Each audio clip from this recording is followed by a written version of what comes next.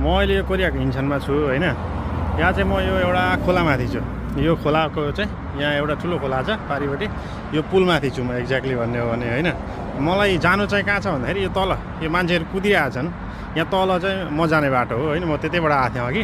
र अब तपाईँहरूलाई मैले देखाउन खोजेको खास कुरा चाहिँ के भने कोरियामा चाहिँ गभर्मेन्ट जनताको पब्लिक ट्रान्सपोर्टेसनको लागि कति रेस्पोन्सिबल छ भन्ने कुरा चाहिँ तपाईँलाई मैले एउटा इक्जाम्पल दिन लागेको छु होइन। म अहिले यहाँ ठ्याक्कै यो पुलमाथि छु र यहाँनिर चाहिँ एउटा लिफ्ट छ मलाई जानको लागि। अब म चाहिँ यो मेरो साइकल यहाँ छ र यो लिफ्टमा चाहिँ मेरो साइकल हालेर म तल झर्छु के। तपाईँको त्यसै देश चाहिँ डेभलप भएको चाहिँ छैन है।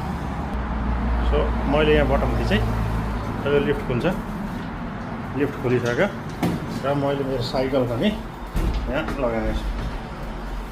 अब यसलाई यहाँबाट बन्द गरेर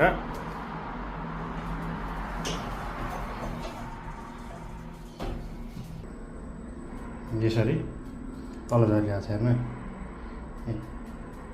म यताबाट आइरहेको छु, अहिले चाहिँ तल झर्छ। सो म चाहिँ यतापट्टि आइरहेको छु।